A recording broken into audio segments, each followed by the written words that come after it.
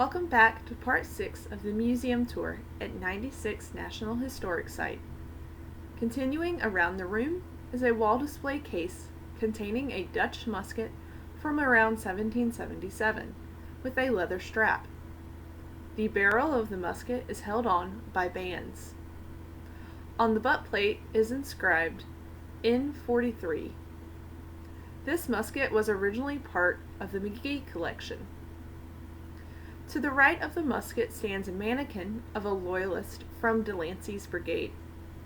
He wears a red coat with forest green cuffs and facing, white breeches, and a black tricorn hat with white tape. Thick white straps cross his chest. On his right hip is a black cartridge box with the king's emblem on the flap. Next to the soldier is a display called The Siege of 96. The first image on the left is of a map of major battlefields and towns of the Southern Campaign. The accompanying text reads, Southern Campaign, Camden, August 16, 1780. American troops under General Horatio Gates completely routed. Kings Mountain, October 7th, 1780. Loyalist troops moving north from 96 completely defeated, all killed or captured by frontier militia. Cowpens, January 17th, 1781. General Nathaniel Greene, now in command of American forces, sent General Daniel Morgan westward. He defeated Cornwallis's subordinate, Colonel Banastre Tarleton, destroying about a third of Cornwallis's field army. Guilford Courthouse, March 15, 1781. Greene and Cornwallis meet. The Americans were forced from the field, but inflicted such casualties that Cornwallis withdrew to Wilmington. From there, he marched to Virginia and Yorktown. 96. May 22nd through June 19th, 1781. Greene laid siege to the post. He withdrew with British reinforcements approaching. The British evacuated 96, giving up any possibility of controlling the interior. Subsequent battles pinned the British to the coast until the end of the war. To the right is a colored drawing of a man dressed in the red coat uniform of Delancey's battalions, with white breeches, black gaiters, and a black tricorn hat. He holds a musket in his right hand. Next to him are two portraits.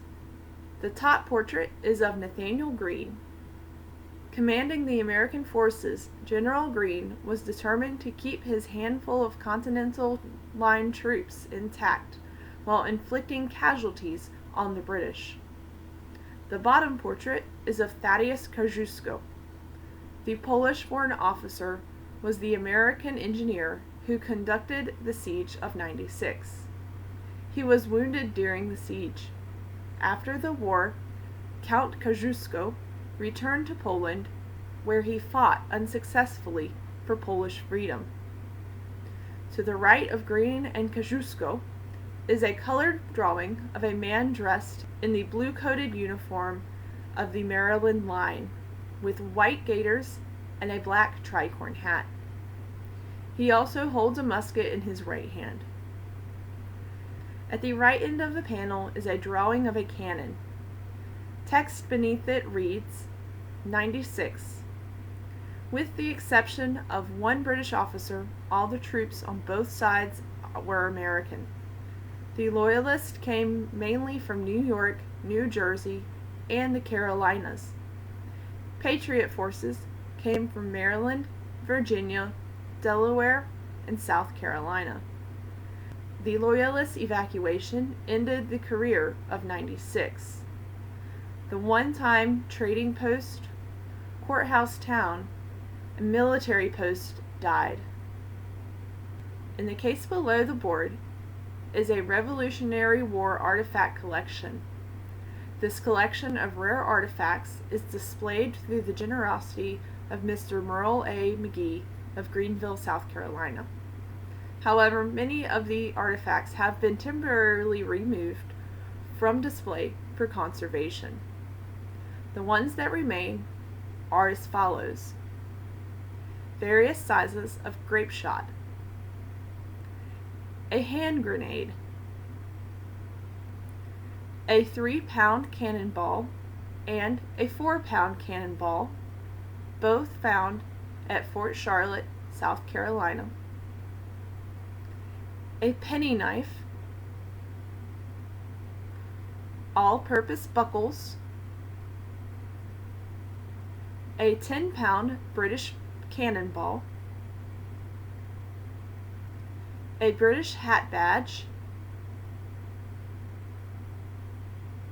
a bugle mouthpiece, a brass button with 57 on it, and 3 buttons with anchors on them, a piece of pine wood with a musket ball in it, a musket ball fired through an iron staple, a pewter button with DR inscribed on it, a copper heart pendant with a small ruby, a Patriot Soldier Award with Award of Merit on the front, decorative brass tacks, a brass cartridge box buckle, children's toys, including marbles, a tiny carved figure, and a carved stone dog. Piles of various sizes of shotgun shot, various decorative cufflinks, currency from the 1700s, a carved musket ball, a sergeant's lead pencil, a W-shaped branding iron, musket components, a 6-pound cannonball found in the Star Fort by Arnold Stone, 2 lead swivel gun balls, American civilian buttons, gun flints and a lead jaw pad, parts of jaw harps, a key found at the 96 jail site, parts of brass curry combs, a musket cleaning worm, a British and a French drum sling insignia, a British officer's gorget, 2 ciphers or monograms, a bronze British sword belt buckle with lions' faces on it, an 84th Regiment Highlanders bonnet badge, a lion-faced emblem with a small diamond in the mouth, 2 brass emblems, possibly Hessian. One is an 8-pointed star with a crown in the center, 3 feathers coming out of the top of the crown. A ring circles the crown and the feathers, and another crown rests at the top of the circle. The other emblem is a banner with a crown centered above it, a carved priming powder gourd, a bayonet scabbard tip, a letter seal and its impression, a French neck stock buckle, 2 bone dice, a hat rosé from the Washington Light Dragoons, an intricately decorated shoulder belt plate from the 19th Light Dragoons, a Hessian cartridge box plate shaped like a lion, 3 British soldiers' rings found at Camden. One is a plain silver band, one is silver with 7 engraved on it, and the last is gold with a lion's face holding a ruby in its mouth.